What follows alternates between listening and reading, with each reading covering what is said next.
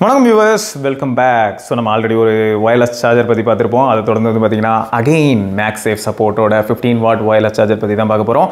இது ரேகரோடது. அண்ட் இது வந்து என்ன ப்ரைஸ்க்கு அவைலபிளாக இருக்குது அப்படின்னு கேட்டிங்கன்னா 1499 ரூபாய்க்கு நம்மளால் பார்க்க முடியுது. ஸோ இதில் மாடல் வந்து பார்த்தீங்கன்னா ARC M500 அப்படிங்கிறது தான். So 15 watt magnetic wireless charger pad. So அந்த சார்ஜிங் பேட் எந்த அளவுக்கு நல்லா இருக்குது அண்ட் இது வந்து ஹீட் ஆகுதா இல்லையா அப்படிங்கிறத பற்றி தான் பார்க்க போகிறோம். பட் இண்டக்ஷன் சார்ஜிங், அதாவது இந்த ஒயர்லெஸ் சார்ஜிங் கான்செப்ட்குள்ளே போனாலே கண்டிப்பாக வார்ம் ஆகும் அண்ட் சம்டைம்ஸ் ஹாட் ஆகிறதுக்கான வாய்ப்புகளும் இருக்குது இல்லையா? ஸோ இது எப்படி இருக்குது, தொடர்ந்து 1500 ரூபாய்க்கு இது ஒர்த்தா இல்லையா எல்லாத்தையும் பார்க்கலாம். போஸ் நாய்க்குட்டியோட வணக்கம் வியூவர்ஸ். சரியான ஃபீல் பார்க்கலாமா? Hello hello hello hello. Okay, so இதுதாங்க அந்த பாக்ஸு. பார்த்தீங்களா, மேக்ஃபிக்ஸ் அப்படின்னு போட்டிருக்காங்க. MagSafeன்னு போட முடியாது, ஏன்னா அது ஆப்பிளோட பேட்டன்ட் வேர்டா. ஸோ அவங்களுக்கு சொந்தமான வேர்டுன்னே சொல்லிட்டு போயிடலாம்.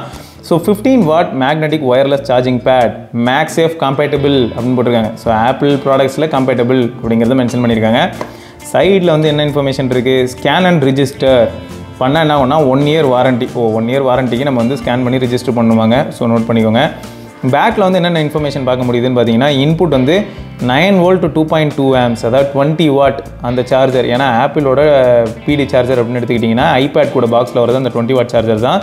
அப்புறம் அவுட்புட் பொறுத்த வரைக்கும் 15 வாட்டு, 10 வாட்டு, 7.5 வாட் அண்ட் 5 வாட் வரைக்கும் ஒயர்லெஸ் சார்ஜிங் அவுட்புட் வரும். இது எதுக்காக போட்டிருக்காங்கன்னா, இனிஷியலாக வந்து ஐஃபோன்ஸ்லாம் இருக்கு இல்லையா, அதில் உங்களுக்கு 5 வாட் இருக்கும். ஸோ அதுக்காக தான் அதெல்லாம் மென்ஷன் பண்ணி வச்சுருக்காங்க. அப்போது மற்ற ப்ராடக்ட்ஸ்க்கும் இது ஒர்க் ஆக தான் செய்யும், பட் அந்த மேக்னெட்டில் அட்டாச் ஆகும். ஸோ மேக்னெட்டில் அட்டாச் ஆகும்னா யார் வருவா, வேறு யார் வருவா, இந்த பையன் வருவான்.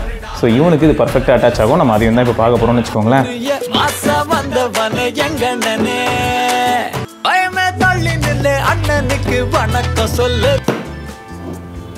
ஆஹா, ஸோ இது மற்றபடி இந்த கேபிளோட லென்த்து அப்படின்னா நல்ல லென்த்தியாக தான் இருக்குது. இதில் ஒரே ஒரு ஷாக்கு தாங்க அவங்க போட்டிருக்காங்க. பார்த்தீங்களா, USB கேபிள் அது இதுன்னு ஆற்றுன்னு ஆற்றிருக்கான். இது எல்லாமே ஒரு பக்கம் இருந்தாலும் மெயின் ஷாக் என்னென்னா, இந்த சார்ஜிங் பேட்லேருந்து கேபிள் எடுக்க முடியாது. நான் நினச்சேன் சார்ஜிங் பேட் தனியாக இருக்கும், ஸோ டைப்-C கேபிள் சொருகிற மாதிரி இருக்கும்னு நினச்சிட்டு இருந்தேன். அப்படி கிடையாது, இதுலேயே நார்மலாக வந்து கேபிள் சொருகி வந்துடுது.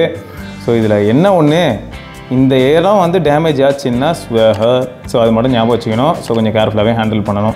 ஏன்னா இது டேமேஜ் ஆச்சுன்னா என்ன பண்ண முடியும், அவ்வளோதான். இதுவே நான் என்ன எதிர்பார்த்தேன்னா, ஓப்பன் பண்ணுறதுக்கு முன்னாடி இங்கே டைப்-C போர்ட் இருக்கும், நான் அதில் வந்து கேபிள் கனெக்ட் பண்ணணும் அப்படின்னு நினச்சிட்டு இருந்தேன். பட் அப்படி கிடையாது. ஸோ இப்போ நம்ம இதை சார்ஜரில் கனெக்ட் பண்ணி பார்க்கலாம். ஸோ இப்போ வந்து நம்ம சார்ஜரில் கனெக்ட் பண்ணியாச்சு. நான் இப்போ என்ன பண்ண போகிறேன்னா, ஐஃபோனில் கனெக்ட் பண்ண போகிறேன். ஓகே, ஸோ ஐஃபோன் எப்பயுமே பவர் சேவர் மோடில் இருக்கிறது அது ஒரு வேதனையான விஷயந்தான். பவர் சேவர் மோடு தூக்கிட்டேன். ஸோ நம்ம இப்போ என்ன பண்ணலான்னா, தொடர்ந்து ஒரு 15 வாட் வரைக்கும் சப்போர்ட் இருக்குது. 525 535 வரைக்கும் பார்க்கலாம் என்ன ஆயிருக்குன்னு. ஓகே, ஸோ கிட்டத்தட்ட 36% இருந்ததா, சாரி 46% இருந்ததா, 46லேருந்து 53 ஆகிடுச்சு. பரவாயில்ல. ஆனால் இப்போ ஒயர்டு சார்ஜிங்கில் நம்ம கனெக்ட் பண்ணியிருந்தோன்னா, ஒரு ஒயர்டு சார்ஜரில் கனெக்ட் பண்ணியிருக்கோம். 20 வாட் ஒயர்டு சார்ஜர்னா 18 வாட் பிடி சார்ஜர் கனெக்ட் பண்ணியிருந்தாலும் ஃபாஸ்ட்டாக தான் இருந்திருக்கும். இப்போ நம்ம அடுத்து முக்கியமான ஏரியாவை செக் பண்ணணும். ஃபோன் எந்த அளவுக்கு வார்மாக இருக்குது அப்படிங்கிறதையும் நம்ம பார்க்கணும். எப்படா இருக்குது ஃபோனை தொட்டு பாரு, கம்மியாக தான் இருக்குல்ல, ஆனால் வார்மாக இருக்குல்ல. வார்மாக தான் இருக்குது. இது ஜென்டிலான வார்ம் தானே? ஏன்னா இல்லை அதுதான் அது உனக்கு சார்ஜ் நல்லாவே இப்போ தொட்டு பாரு. அதான் இருக்குது, ஆனால் ஃப்ரண்ட்டோட பேக்கில் கொஞ்சம் ஹெவியாக இருக்குது. சார்ஜ் ஏறுறது அந்த இடத்துல நம்ம ஹெவியாக தான் இருக்கும். பட் இது என்னென்னா பிளாஸ்டிக்கு. இந்த பைப்பில் எவ்வளோ சூடாக இருக்குது ஆகலை. ஆமாம். ஸோ இவன் வந்து லைட்டாக வார்மாக தான் இருக்கான், பெருசாக ஹீட் ஆகலை. பட் இது வந்து பார்த்திங்கன்னா அலுமினியம்லாம் ரொம்ப ப்ரீமியமாக பண்ணியிருந்தாங்க. ஸோ அதனால் இது வந்து இது தலைவனே ஹீட் ஆகும். இது தார்மாரா ஹீட் ஆச்சுல. ஆமாம், இதுவே வந்து ஹீட் ஆகும். இந்த அலுமினியம் பாடி இருக்கிறனால இது ஹீட் ஆச்சு, ஸ்டஃப் கூலோடது. இப்போ ஆண்ட்ராய்டு தரப்பில் இது ஒர்க் ஆகுமா அப்படின்னு கேட்டிங்கன்னா, ஆண்ட்ராய்டில் ஒரு 10 நிமிஷம் கொடுப்போமா? ஆண்ட்ராய்டு இல்லையா, 10 நிமிஷம் கொடுத்து எப்படி ஒர்க் ஆகுதுன்னு பார்க்கலாமா? ஓகே, ஸோ இதுலேயும் ஒரு 10 நிமிஷம் வச்சு பார்த்தோம். 68லேருந்து 74 ஆயிருக்கு.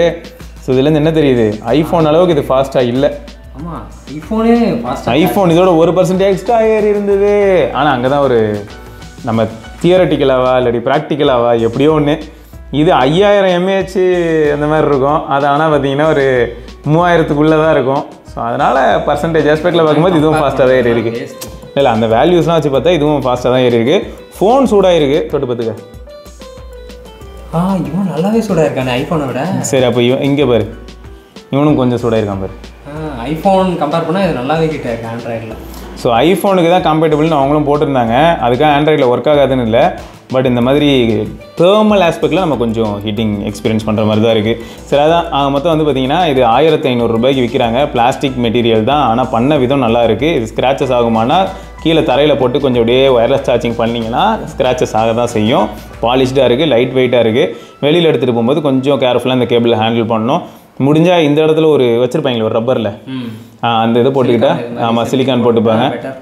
ஸோ அது போட்டுக்கிட்டா இது வந்து சேஃப் கார்ட் பண்ணிக்கலாம். ஸோ 1500 ரூபாய்க்கு 15 watt wireless charger, MagSafe compatible, ஐஃபோனுக்காக தான் பண்ணியிருக்காங்க, வேறு எங்கும் கிளைகள் கிடையாது. Usman road, T Nagar. So இதையும் நீங்கள் அவங்க பிராண்ட் ஆமாம் அதே தான் கரெக்டாக சொல்லிட்டேன்.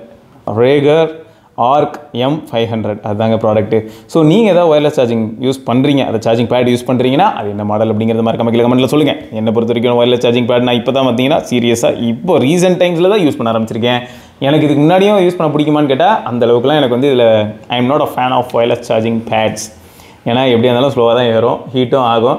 ஸோ மொத்தம் வந்து இதுதாங்க இண்டக்ஷன் சார்ஜிங். சரியா? ஸோ இந்த ப்ராடக்ட் பற்றியான கருத்துக்கள் நாங்கள் சொல்லியாச்சு, நீங்கள் இதுக்கப்புறம் யோசிச்சிக்கலாம். ஸோ இதை தொடர்ந்து நம்ம இன்னொரு பதிவில் சந்திப்பதற்கும் சிவபரணி சிவா சார் பார்க்கலாம். பாய். பாய்.